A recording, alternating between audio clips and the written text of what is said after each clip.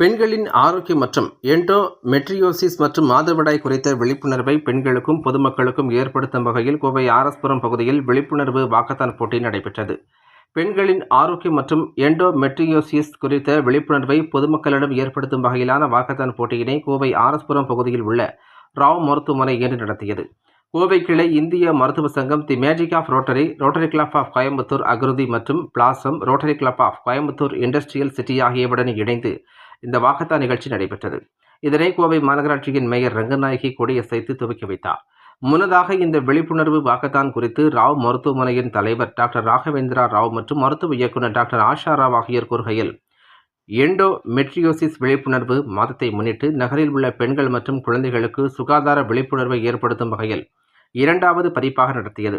Endometriosis என்பது உலகளவில் million கணக்கான பெண்களை பாதிக்கும் ஒரு நிலை. இதனை பெண்கள் பெரிதாக எடுத்துக்கொள்ளாமல் பலர் அவதிப்பட்டு வருகின்றனர்.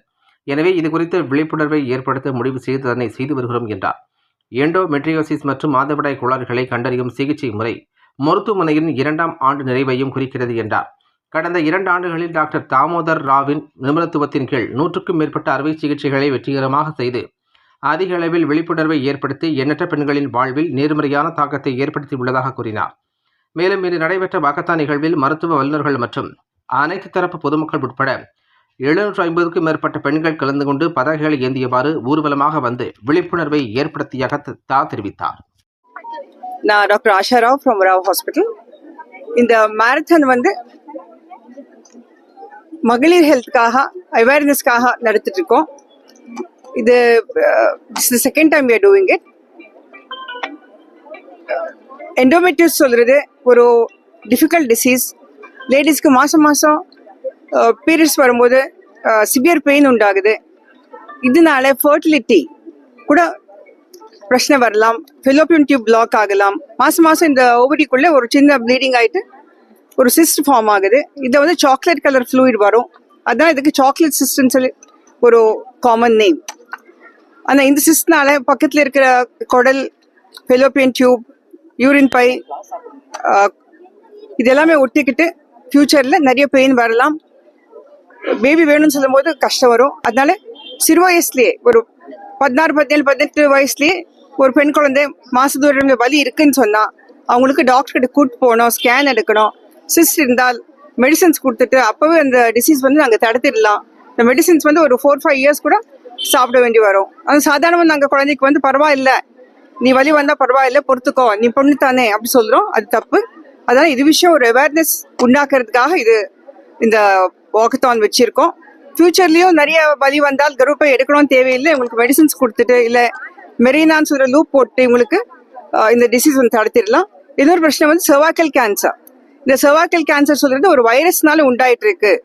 இந்த வைரஸ்க்கு நாங்கள் வேக்சினேஷன் கொடுத்தால் சிறு வயசுல 9லேருந்து 19 வயசு வரைக்கும் இந்த வேக்சினேஷன் கொடுத்தால் ஃபியூச்சரில் உங்களுக்கு செர்வைக்கல் கேன்சர் வர ப்ராப்ளம் நாங்கள் தடுத்திடலாம்.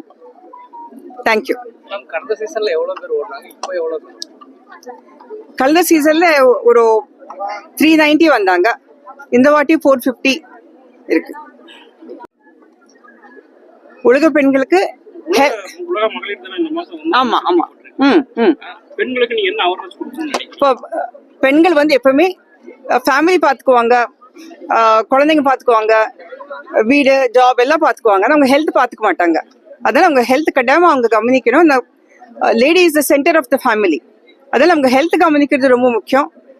ஒரு செக்அப் வான்னு சொன்னா இல்லைங்க வீட்டில் கேட்டு வர, வீட்டுக்கார கேட்டு வரேன்னு சொல்லிட்டு போயிட்டு அப்புறம் வரவே மாட்டாங்க. அதனால வருஷம் ஒருக்கா ஒரு ஹெல்த் செக்அப் பண்ணணும்.